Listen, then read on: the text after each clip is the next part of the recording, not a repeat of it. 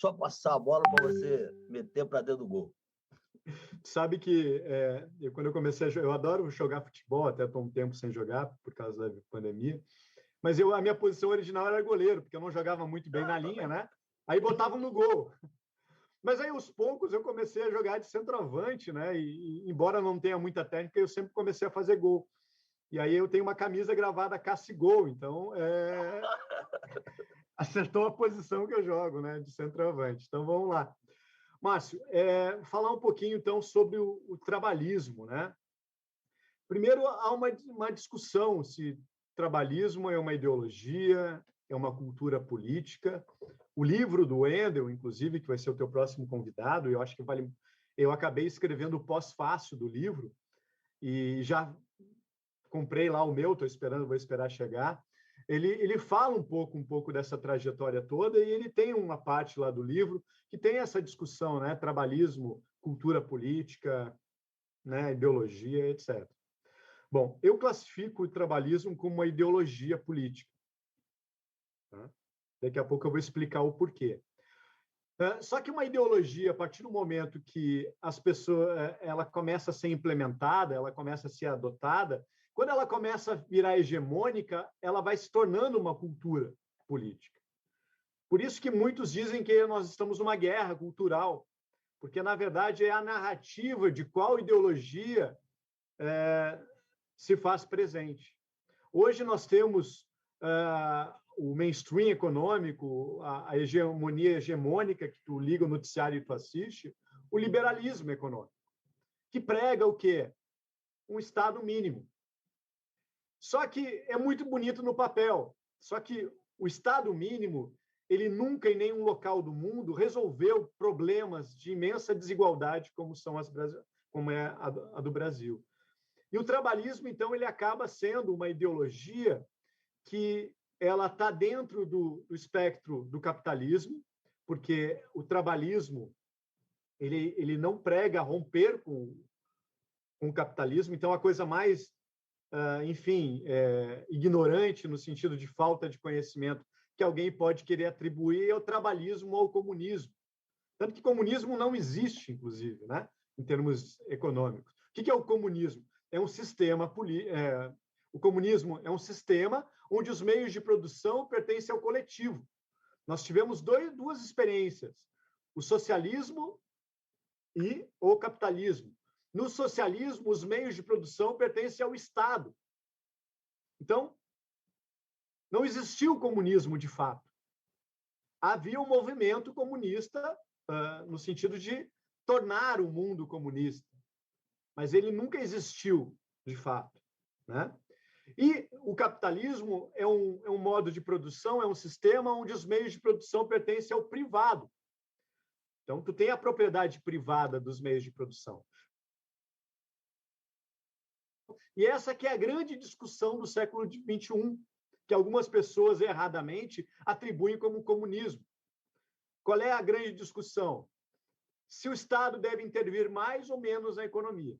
Se, de um lado, o Estado deve intervir menos, nós temos uma ideologia econômica e política que está sendo o liberalismo econômico, né? E tem o liberalismo político, embora muitas vezes eles possam não se encontrar, né? Pode ter um regime mais autoritário, mas que prega liberalismo econômico. Então, e de outro lado, tu tem a chamada social-democracia. O que a social-democracia pregava? A social-democracia ela vai ter origem no movimento socialista, só que aos poucos se começa a acreditar que não pode ser feita a revolução, mas sim participar de meios democráticos, por meio de reformas do capitalismo para deixar ele mais humano. Só que aos poucos a social-democracia ela perde o horizonte do socialismo e ela começa a aceitar cada vez mais o capitalismo como sistema, desde que exista um estado de bem-estar social, especialmente nos países mais desiguais, né? Porque não se acredita que o mercado, por si só, vai resolver esses problemas. O mercado ele é muito eficiente no que tange à criação de riqueza, a progresso econômico. agora ele peca muito no que tange a distribuição dessa riqueza. Então, a social-democracia, em outras palavras, prega que o capitalismo para gerar riqueza e o Estado para distribuí-la, fazendo com que a sociedade seja mais igualitária, embora as pessoas são diferentes por características pessoais, por capacidades, etc. Então, a social-democracia ela vai surgir dessa corrente do socialismo na Europa, com muita força na Europa, especialmente nos países onde eu sou bastante admirador, que são os países nórdicos, né? Como Finlândia, Suécia, Noruega, Dinamarca, né? Os nórdicos e os escandinavos.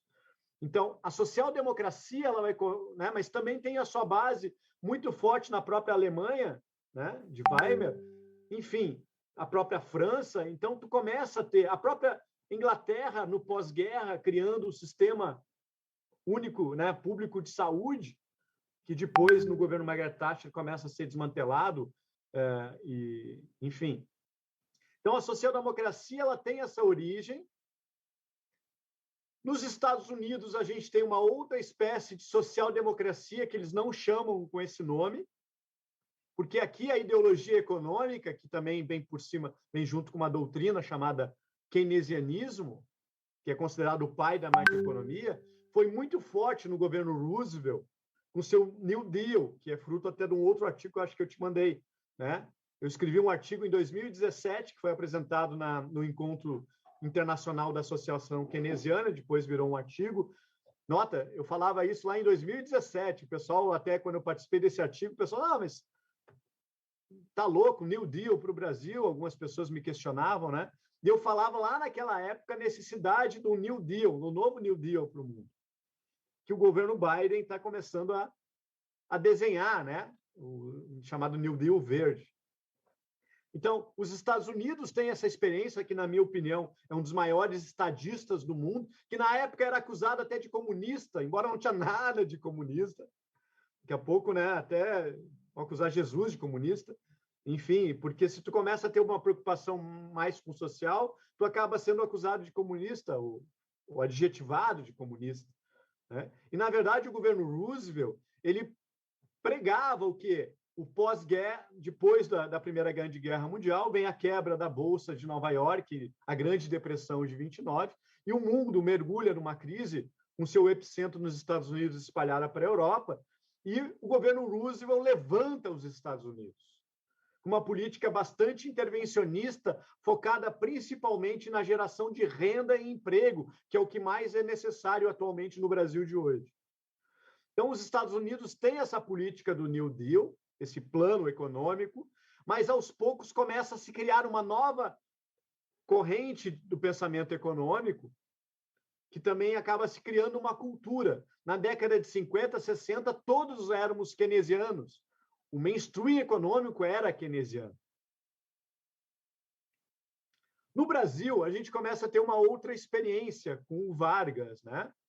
O Brasil tem uma política do café com leite, uma alternância no poder nas oligarquias cafeeiras, entre a oligarquia Paulo com Minas Gerais, e com o golpe de 30, que acaba se transformando numa revolução pela quantidade de coisas que vão ser feitas ao longo desse processo, acende Vargas, não aceitando o resultado de umas eleições, que era uma eleição completamente manipulada, chamado voto a cabresto, né?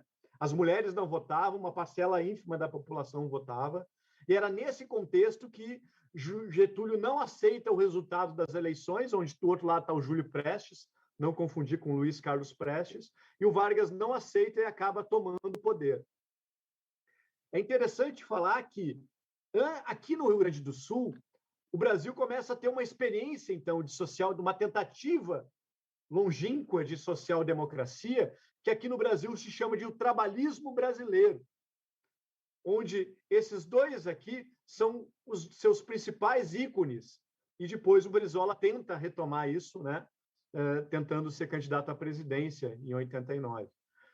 Então, mas antes disso, há no governo de Júlio de Castilhos e Borges de Medeiros uma aproximação com questões sociais. liderados muito com a questão do positivismo, que é um dos componentes, um dos ingredientes do trabalhismo brasileiro, diferente do trabalhismo inglês. Nesse artigo que tu está estudando, lendo, anotando, fazendo tal, eu falo a ideologia trabalhista no século XXI. E quando eu falo trabalhismo, eu acabo classificando o conceito de trabalhismo como algo mais amplo. Porque eu levo um conceito maior de trabalhismo, onde eu posso colocar o governo inglês, outros governos classificados como trabalhistas. Né? Nesse sentido, até no artigo, eu classifico o governo Roosevelt de trabalhista, embora nos Estados Unidos não se fale em trabalhismo. Nota que a questão do trabalhismo tem a ver com o trabalho, né? E com o fortalecimento do trabalhador, e principalmente com a questão dos sindicatos. Mas, enfim, já chego nessa parte dos sindicatos. Então, o Vargas ele acaba assumindo e começa a implementar, por meio de uma ditadura, é verdade, que acaba tendo restrições de liberdade, restrições de direitos, etc. Esse é o lado crítico que se faz. Mas, por outro lado, o Vargas vai acabar sendo o construtor dos pilares do Estado Nacional Brasileiro.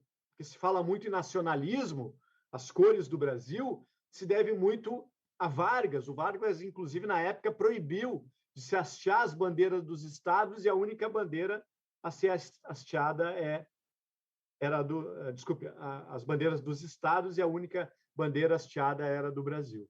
Então, o Vargas, por meio dos seus 15 anos, de 30 a 45, ele vai meio que fazer uma revolução, porque ele, além dele começar a trazer como objeto de prioridade da política econômica a indústria, que já está despontando no mundo, a revolução industrial na Inglaterra, outros países fazem as suas revoluções industriais, e o Brasil ainda estava discutindo a questão do café, e a oligarquia do café não queria largar esse espaço, né? Porque o café trazia rios de dinheiro para a oligarquia cafeira.